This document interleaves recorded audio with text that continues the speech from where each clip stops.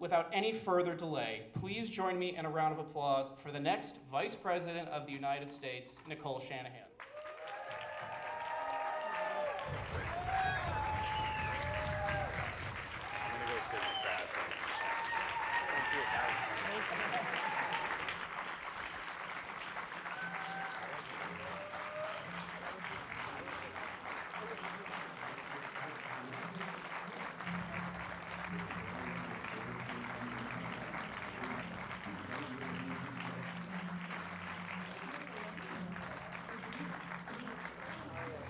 They're all standing for you, clapping. They're all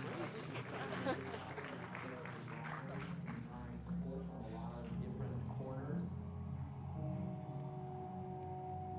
We want America to live up to her highest ideals.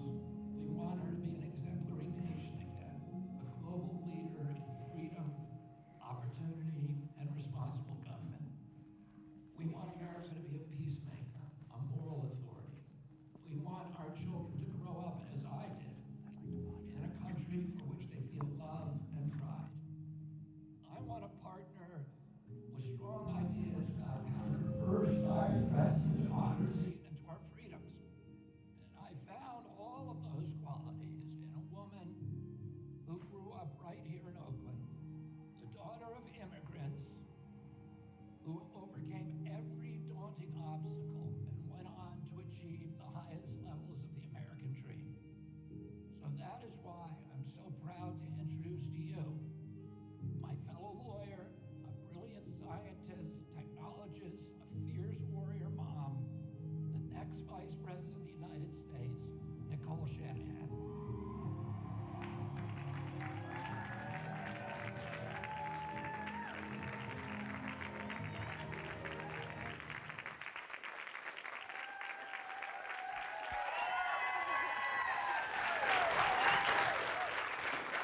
Hey everyone. It's so good to be here with you today. Thanks for coming out.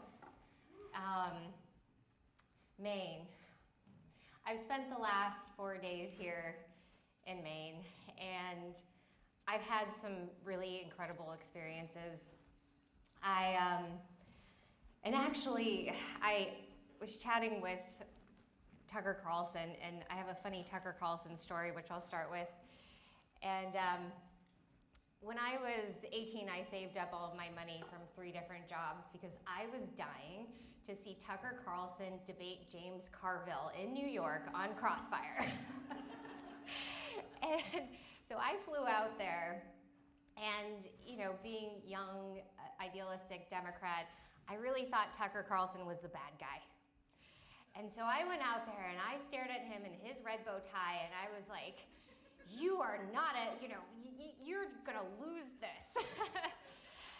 And here we are in 2024, and I'm sitting across from Tucker, and he and I are so on the same page in every single way.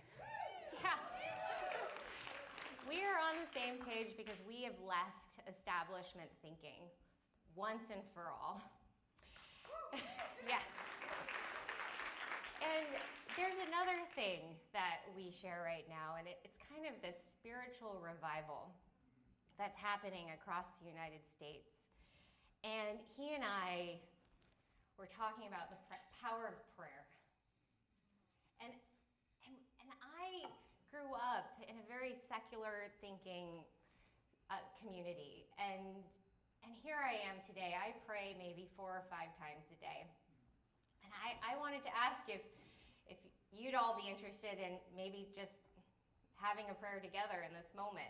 Whatever background, it could be pluralistic, but just a prayer from the heart. So, in silence, say your own prayer. I'd like to share with you a prayer that I have in this moment. I pray really deeply for all of us to be comfortable in admitting the errors we've made in the past, understanding that recognition leads us into a better placement for tomorrow, that as we move forward as a nation, we come together, remembering what connects us is the beautiful soil under our feet, is the kindness in our hearts, is love for our families, it's love for peace.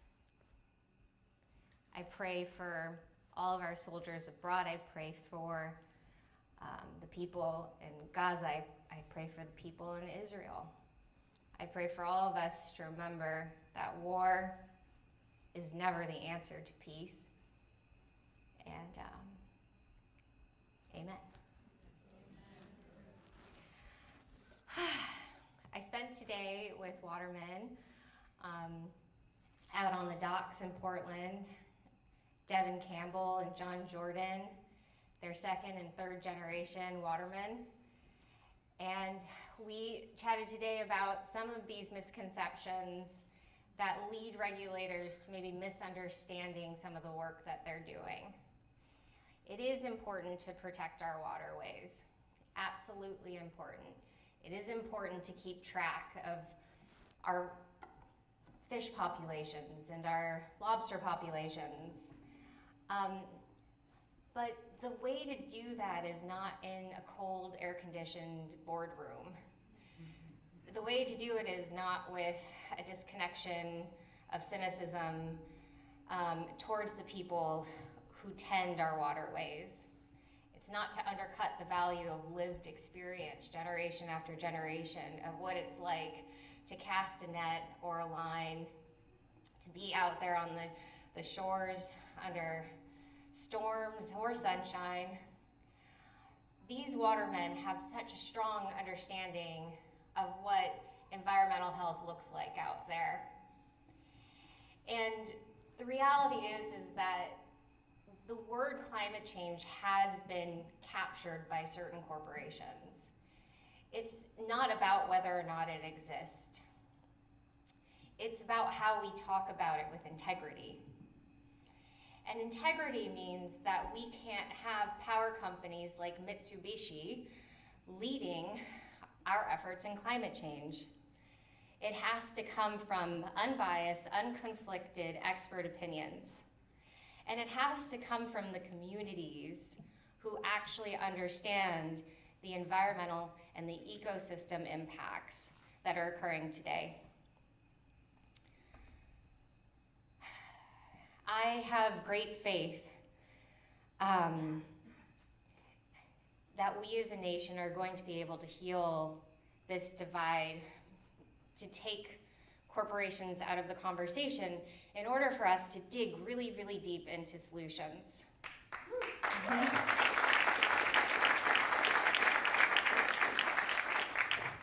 I also had the pleasure of meeting with tribal representative Aaron Dana and learning about the indigenous history here, the original water keepers.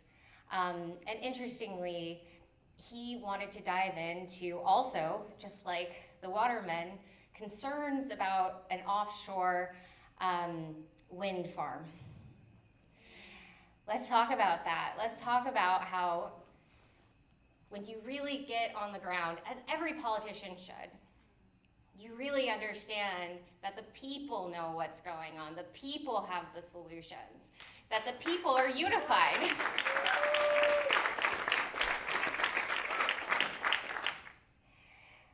Both Devin, Jordan, and Aaron, they've never met, but they all said the same thing to me, that when you put these wind farms offshore, you interrupt the whale migration. You interrupt the fish populations. You risk enormous pollution into these waterways when those wind farms start falling apart or they get hit by 110-mile-per-hour winds. They're not supposed to be out there. So why are they out there? They're out there because real estate developers didn't want them onshore. So it's not about whether or not a wind farm is a good idea or a bad idea. It is about understanding where a wind farm ought to be and where it ought not be. And that's the nuance of the conversation, that everyone I've talked to is, how do we bring that nuance back to political conversation? We do it, again, by going out there and listening to the people. Fox News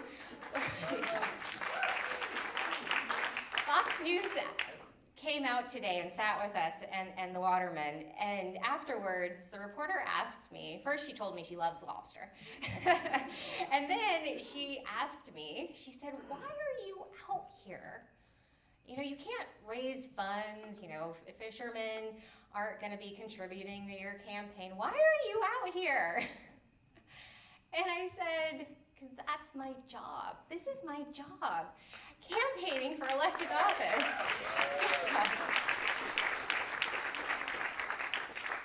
And so let's talk about that. What is our job? What is the job of when you take this pivot in your life and you go out there and you start doing the work of becoming an elected official whose job it is to represent the interests of the American public? The job is, and I told her, I said, I wish Trump was right there, and I wish Kamala and Biden were right there. Because if we were all standing here together, this country wouldn't be in the mess it's in right now. So that's why this campaign isn't taking corporate dollars, because we don't want those corporate dollars dictating what we can and cannot say.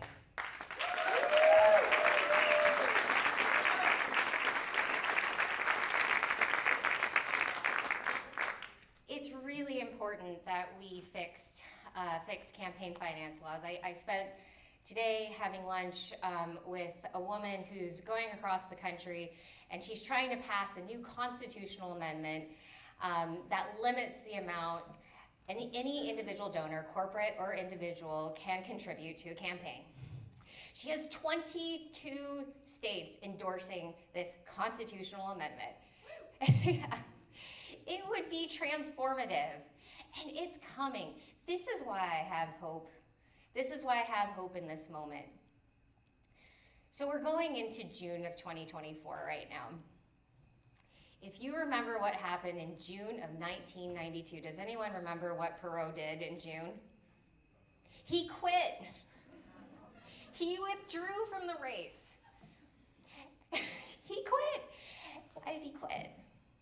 He was polling in the double digits, and he quit because the press was so vicious, because the other two parties in the month of June rail up their spending, get their PR agents out there, and start slandering their candidates, the other candidates. We're seeing that already. I mean, Bobby has been the brunt of some of the worst PR media messaging ever in the history of this country, and they should all be ashamed of themselves.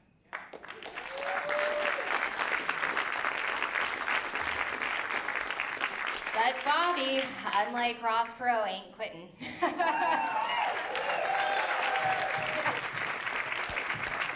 He's going nowhere. We're going nowhere. June is going to be ugly. It's going to feel ugly, but you know what is more powerful than ugliness? All of us here, we are all more powerful than that ugliness.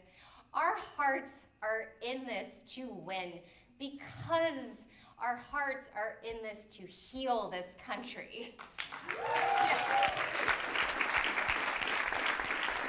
That is more powerful than a New York Times or a Washington Post hit piece.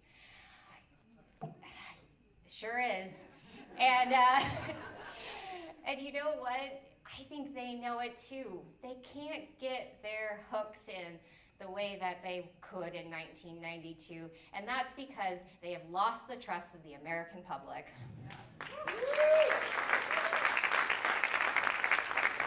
They lost it. Their readership is down, it's at historic lows. They know it, and they're scared. And my invitation to them is, come join us. Join this unity movement. Get your numbers back up, because this is where America is. It's in the middle. It is in the middle. Ross Perot in October rejoined the race. And in Maine, he finished at 30% of the vote.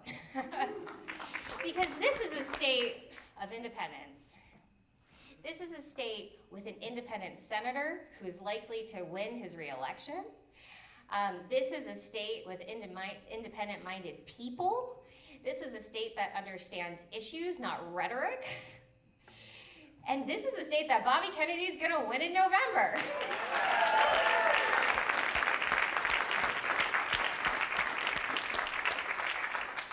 So I'm just so excited to be here with you. I'm here to answer questions. I know there's a lot on people's minds. Let's see, Laura, I think, has the questions, or Danielle? Danielle? Hi, Danielle. Hi. Do you want to get up? I can come up here. Oh, okay. Such a pleasure to meet you. Thank you for being here. Thank you. All right, I have my questions in my pocket. My name's Danielle Delaquilla. I live in Scarborough, and I'm one of the volunteers here in Maine. So thank you so much. Happy to be here. All right, question number one. How would you and Bobby envision promoting regenerative agriculture? Yeah. So it's not going to be with regulation because, yep, regulation is not the answer. The answer with regenerative agriculture is really putting our money where our mouth is and stop subsidizing giant agribusinesses that are making us sick. It's reining in those dollars and pointing them in the right direction. This country doesn't have a budget issue. This country has a political will issue. It has a moral issue. And that's where regenerative agriculture really comes into play. If you look at the numbers and the actual science, the way to solve our health issues, our climate issues, our water table issues, and our food supply issues is regenerative agriculture. We can effectively start combining these budgets, reining in the support of large chemical inputs, reining in the support of these commodity crops that are making us sick, and pointing them towards small, medium-sized farmers because the interest is there. It is really there. I am seeing the desire for loans, affordable loans, to start up regenerative farms. I am seeing the will for communities to come together, to support each other, to buy each other's produce. What they're doing right now with water regulation in this country is unconscionable. And that is not the path towards ensuring we beat however you define what climate change is, and certainly not the climate change they're defining. They've been captured, we're gonna uncapture them, we're gonna heal the soil.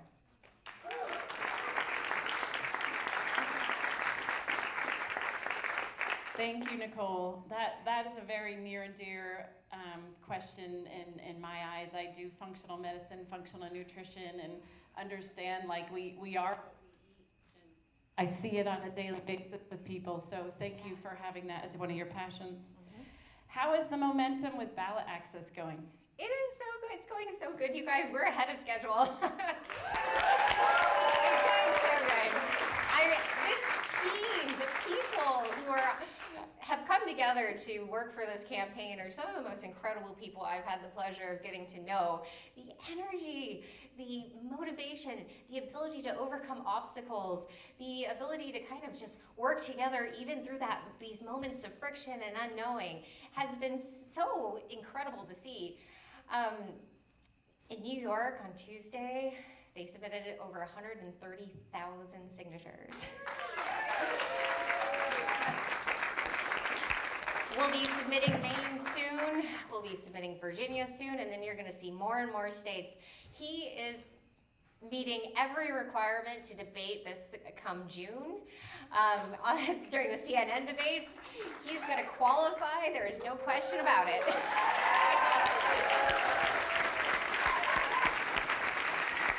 And We will be on all 50 ballots this November.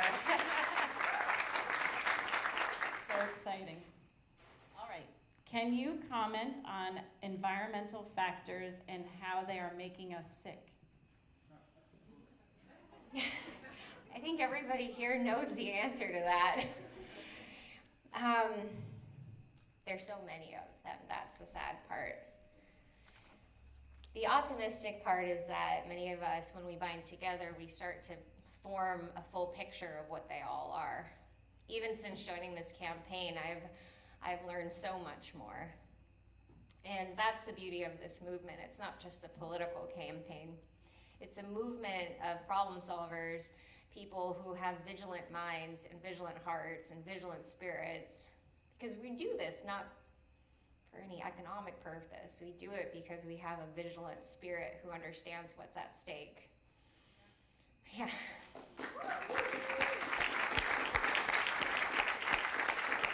I'm gonna start crying. We do it because we love this idea that our children are gonna grow up with healthy immune systems and that their children are going to be able to be birthed naturally and have strong immune systems as well.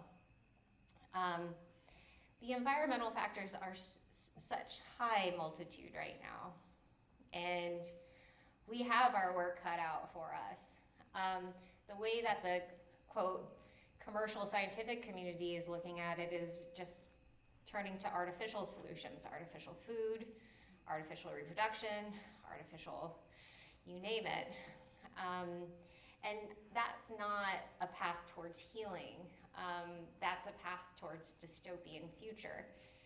And we are an intelligent country. We don't need to be resorting to these measures of desperation. They hold us in this desperation mindset because it helps them sell more of these chemicals and more of these artificial solutions. And it's very obvious now to many of us what's happening. We do have a ways to go, but I do think we're closer than it might feel. And that's because I have seen these efforts unfold. In Iowa, for example, there was an attempt by Bayer to preemptively legislate out the ability for them to be sued under tort law. And they said, well, as long as the EPA thinks glyphosate is safe, we shouldn't be sued for it. And so they tried to pass a law that said any chemical that the EPA deems safe, they should be barred from liability. They have incurred billions of dollars in liability and have paid it out, and they are going broke.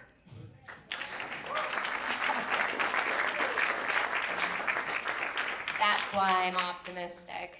Mm-hmm. Awesome. Oh, thank you. Justice is going to be a good thing. Mm-hmm. Yep. So, what inspires you most about this campaign? Oh, you, and you, and you.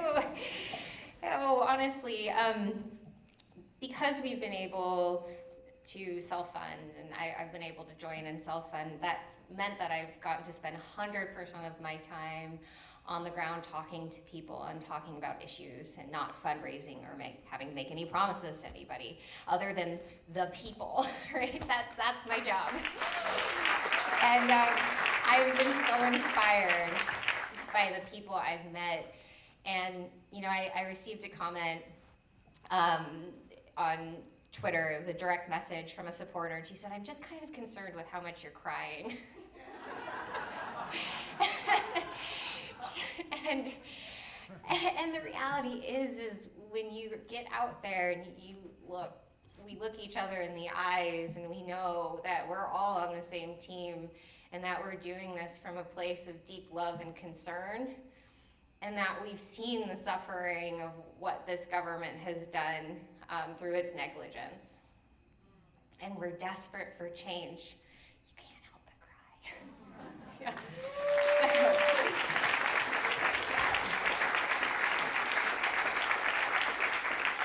Thank you for bringing humanity back to politics, because that is huge. happy to be here. Bobby's a real inspiration. All right, there was a question about meeting locals, but you already spoke about that, so thank you for sharing that experience. I think this is our last question. How can we find out valid information about you and Bobby rather than the mainstream media propaganda? Yeah, great question. So we're really active on X, formerly Twitter. And interestingly, some of the real information is getting out there. If you watched CNN recently, they just released a poll that said that Kennedy was ahead of both Biden and Trump amongst voters who won't vote for Biden or Trump, which is 70% of the country, and leading by a large margin. And so there's some real news coming out. There's also a lot of misinformation coming out as well, and we kind of know which outlets those are. I'm also optimistic by the way that this community has just independently created their own news production. There's civilian journalism is on the rise, which is very exciting. And one of our online supporters, Unpaid, just started a website called KennedyDebunked.com, where she's going item by item of all of the biggest, hit pieces, and she's providing evidence that shows that none of these claims are true, and she provides exactly the context and cites exactly the place where you can get the information. So how cool is that?